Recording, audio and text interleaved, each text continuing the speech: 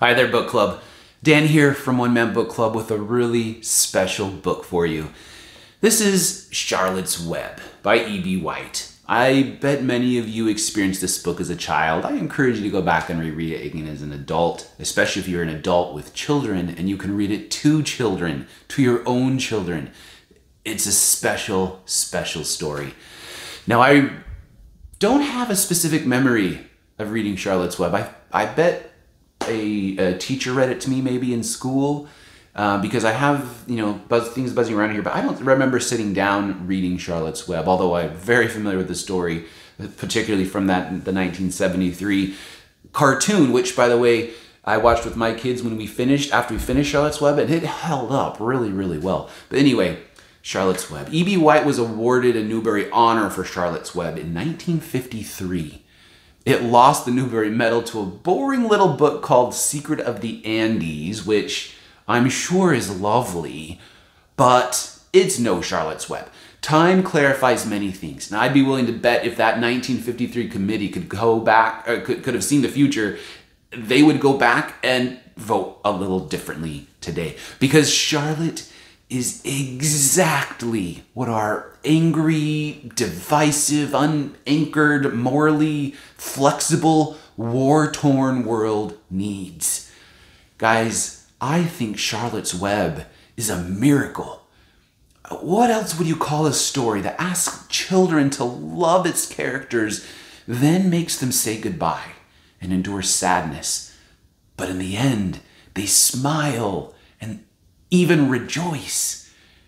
Charlotte's Web teaches love. It teaches patience. Charlotte's Web teaches compassion. Charlotte's Web teaches the value of good friends. It teaches to see the beauty around us. Charlotte's Web teaches that we can be friends with anyone. It teaches not to judge on appearance. It teaches that it's okay to rely on others. It teaches that being bored isn't a bad thing. Charlotte's Web teaches there can be happy even after there's been sad. Who would have guessed that this short book, written 70 years ago, about a spider who befriends a lonely pig, could possibly have had such an enduring impact and have such profound meaning even today, 70 years later? The story, the book, has aged remarkably well, and my young ones remained engaged and invested throughout. "Why did you do all this for me?"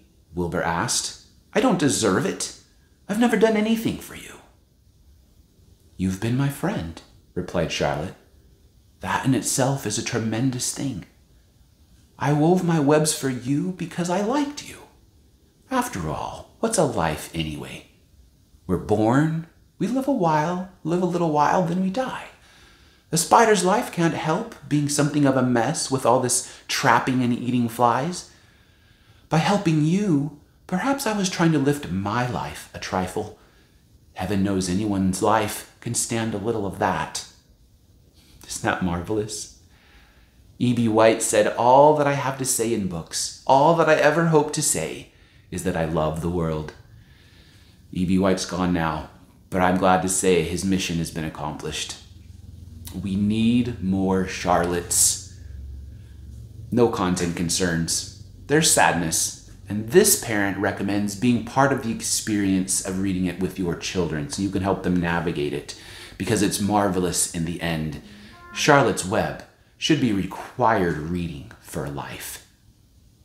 Now, if you're lucky enough to read the edition that I read, that includes a foreword by our own modern-day, future classic children's book author, Kate DiCamillo, make sure you read it, because her thoughts on Charlotte's Web have basically become my new standard of how to write an outstanding book review.